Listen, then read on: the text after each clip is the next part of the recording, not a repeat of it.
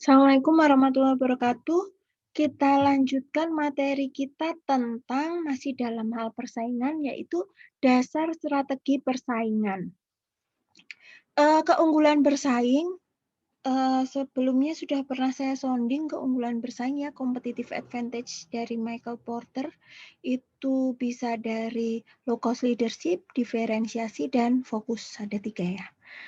Nah, keunggulan bersaing akan dimiliki oleh suatu usaha bila berhasil menghasilkan produk, barang, atau jasa mempunyai nilai lebih kepada pelanggannya secara lebih baik daripada yang dilakukan oleh para pesaingnya.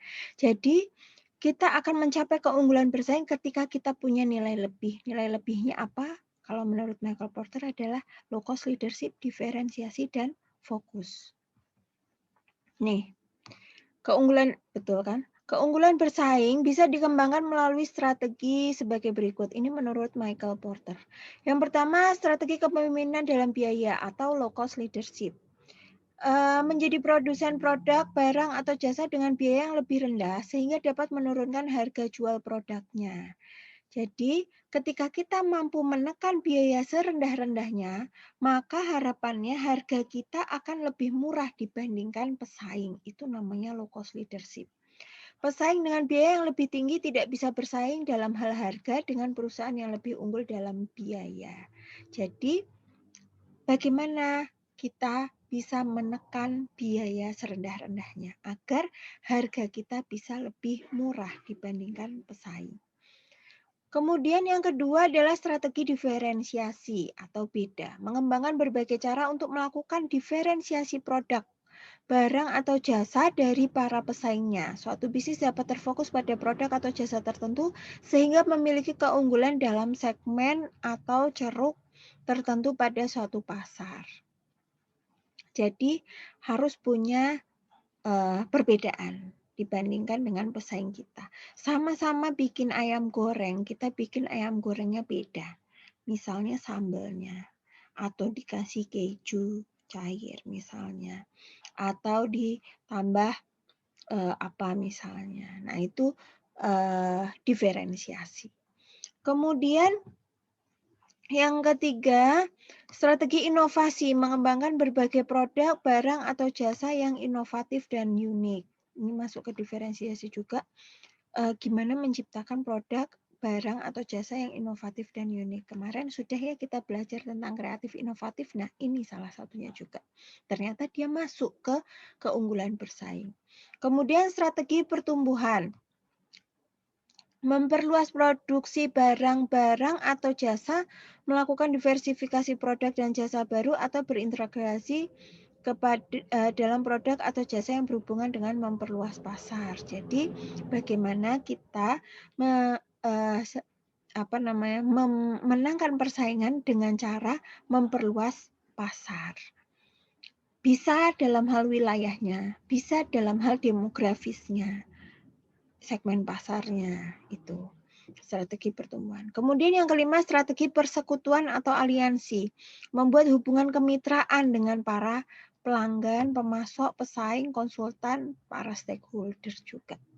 Nah, ini hubungan yang baik dengan pelanggan. Harapannya biar pelanggan juga repeat order. Pelanggan malah merekomendasikan produk kita ke kerabatnya. Kemudian hubungan baik dengan pemasok, supplier, kemudian dengan pesaing juga perlu ada hubungan baik, kemudian kepada konsultan dan perusahaan-perusahaan lain juga harus ada hubungan baik. Nah, bagaimana merancang strategi pemasaran untuk pemimpin, penantang, pengikut, dan relung pasar? Menurut Arthur D. Little ada 6 posisi kompetitif di pasar. Yang pertama yaitu posisi dominan. Perusahaan mampu mengendalikan pesaing dan punya banyak pilihan untuk menentukan strategi. Jadi ini level paling atas ya, dia yang paling dominan. Kemudian yang kedua kuat. Di bawahnya mampu bertindak bebas tanpa takut pesaing. Kemudian ada posisi baik atau favorable. Punya kekuatan dalam strategi tertentu dan punya peluang di atas rata-rata untuk meningkatkan posisinya. Kemudian yang keempat sedang atau tenable, prestasi perusahaan cukup untuk survive, tapi sering kalah karena ulah perusahaan dominan. Jadi dari ulah perusahaan yang lebih dominan. Kemudian lemah atau weak, tampil tak memuaskan, tapi masih ada peluang untuk perbaikan. Jika tidak hati-hati bisa terlempar dari industri. Jadi ketika kita ada di perusahaan di level lemah ini, maka kita harus hati-hati nih. Gimana caranya biar naik ke level sedang atau baik malah atau mungkin malah kuat. Kemudian ada level yang terakhir yaitu tidak ada harapan atau non-viable. Prestasi sangat tidak memuaskan dan tidak mempunyai peluang untuk perbaikan. Nah, kalau udah gini gimana? Pindah ke industri lain. Nah, strategi dari pemimpin pasar atau market leader, ciri-cirinya yaitu memiliki pangsa pasar terbesar. Dia unggul dalam perubahan harga, pengenalan produk baru, pencakupan saluran distribusi, dan intensitas promosi. Posisinya dia ada di posisi dominan, posisi pertama tadi. Menjadi pusat orientasi pesaing dan sebagai perusahaan yang ditantang, ditiru, atau dijauhi. Nah, ketika kita ada di pemimpin pasar, perusahaan kita ada di pemimpin pasar, strategi yang bisa diterapkan yaitu mengembangkan pasar keseluruhan. Yaitu satu pemakai baru. Produsen dapat mencari pemakai di antara 3 kelompok yaitu strategi penetrasi pasar, strategi pasar baru, dan strategi ekspansi geografis. Kemudian yang kedua, penggunaan baru. Pasar bisa memperluas dengan menemukan dan mempromosikan penggunaan baru satu produk. Kemudian yang ketiga, penambahan penggunaan baru, yaitu dengan meyakinkan konsumen untuk menggunakan lebih banyak produk setiap kali penggunaan. Misalnya biar lebih sering digunakan, itu penambahan penggunaan. Contohnya ini. Pemakai baru itu Lifebuoy, biar bisa untuk sekeluarga, nggak hanya untuk bapak-bapak, ibu-ibu, tapi juga bisa untuk anak-anak juga. Kemudian penggunaan baru, ini contohnya aspirin. Kemudian penggunaan lebih sering, contohnya Oral-B, pasta gigi. Itu gosok gigi suruh 2 kali minimal atau sebelum dan ditambah sebelum dan sesudah makan, maksudnya sesudah makan. Nah itu maka akan lebih sering digunakan, jadi lebih cepat habis sehingga lebih cepat beli lagi. Ini strategi yang dilakukan oleh para pemimpin pasar. Nah, yang kedua yaitu mempertahankan pangsa pasar, melakukan inovasi terus-menerus, efektivitas distribusi dan pengurangan biaya, harga seimbang dengan nilai produk. Contohnya ini yang dilakukan oleh Coca-Cola, dia mempertahankan posisi. Gimana industri minuman cola, posisi terkuatnya ada di Coca-Cola. Gimana Coca-Cola tetap bertahan di atas. Kemudian pertahanan mendahului ini Unilever. Kemudian pertahanan rusuk ada si Starbucks, pertahanan serangan balik ada Garuda, pertahanan bergerak ini Yogya Supermarket, kemudian pertahanan mundur ada Hero Supermarket. Ini maksudnya apa? Pertahanan posisi tadi si Coca-Cola ya. Contohnya, ide dasar pertahanan adalah membangun benteng yang tak tembus dikelilingi daerahnya. Jadi mau muncul minuman soda yang lainnya dia nggak gentar karena posisinya sudah kuat. Kemudian pertahanan rusuk, pemimpin pasar tidak hanya menjaga daerahnya tapi juga perlu membuat pos-pos penjagaan di luar untuk melindungi sisi yang lemah. Contohnya Unilever. Unilever ini pertahanan rusuk. Karena di samping-sampingnya masih ada Wings, masih ada merek-merek lain. Kemudian pertahanan mendahului ini yang rusuk tadi ada si Starbucks. Karena di samping-sampingnya Starbucks itu ada juga kopi-kopi lain. Kemudian pertahanan mendahului, ini manuver pertahanan yang lain yang lebih agresif adalah menyerang musuh sebelum musuh menyerang pemimpin. Jadi menciptakan produk baru lebih cepat. Contohnya Unilever, lawannya kan paling kuat Wings. Nah, ketika mau Wings mau mengeluarkan produk baru, Unilever lebih dulu. Nah, itu pertahanan mendahului. Kemudian yang keempat, pertahanan serangan balik. Strategi menyerang balik apabila diserang oleh perusahaan lain. Kemudian ada pertahanan bergerak, pemimpin meluaskan daerahnya ke wilayah baru yang nanti dapat berfungsi sebagai pusat pertahanan atau penyerangan di masa depan. Bisa dengan perluasan pasar, bisa juga dengan diversifikasi pasar. Ini contohnya di Jogja Department Store. Kemudian pertahanan mundur secara terencana, melepaskan daerah yang lemah dan memperkuat daerah yang kuat. Contohnya supermarket Hero ya. Giant juga sepertinya mengikuti pertahanan mundur, jadi dia hanya daerah-daerah yang kuat aja yang dipertahankan, daerah yang lemah dia lepaskan. Itu pertahanan mundur. Kemudian yang ketiga, mengembangkan pangsa pasar, yaitu ada 3 faktor yang dipertimbangkan. Kemungkinan timbulnya antitrust dan pesaing akan berteriak monopolisasi. Kemudian biaya ekonomi, biaya yang diperlukan untuk tambahan pangsa pasar, jadi adanya biaya ekonomi. Kemudian kemungkinan kesalahan dalam mengambil strategi bauran pemasaran. 4P-nya. Price, place, product, dan promotion. Umumnya pangsa pasar meningkat dan menyebabkan laba meningkat. Dengan catatan, harus biaya per unit turun dengan meningkatnya pangsa pasar. Pangsa pasar naik, tapi biaya per unitnya harusnya turun. Kemudian menawarkan produk kualitas tinggi dan menjual dengan harga yang tinggi. Jadi kualitasnya bagus karena harganya tinggi. Jadi ono rego, ono rupo. Gitu. Kemudian itu tadi strategi pemimpin pasar. Berikutnya kita bahas tentang strategi penantang pasar. Nah, ini kita harus mendefinisikan tujuan strategis dan lawan. Bagaimana menyerang pemimpin pasar, menyerang perusahaan seukuran, dan menyerang perusahaan yang lebih kecil. Jadi karena ini penantang pasar ada di tengah, maka kita harus lihat dulu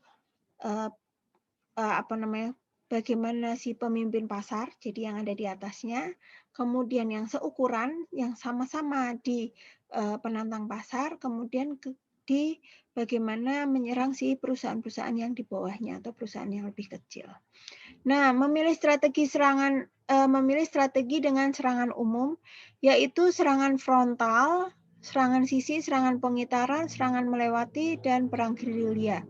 Serangan frontal yaitu penyerang menyamai produk, iklan, dan distribusi lawannya. Jadi ngikutin baik itu dari pemimpin pasar, itu kita ikutin produknya bagaimana, iklannya bagaimana, cara distribusinya bagaimana. Prinsipnya pihak yang mempunyai sumber daya yang lebih besar akan menang. Jadi sumber daya itu ada money, material, metodnya lebih banyak, maka dia pemenangnya. Kemudian serangan sisi ini dengan cara titik lemah lawan merupakan sasaran yang alami. Jadi kita lihat titik lemah lawannya dulu. Dapat diarahkan pada 2 dimensi strategis, geografis, dan segmen. Lihat dimensi strategis, geografis, dan segmennya.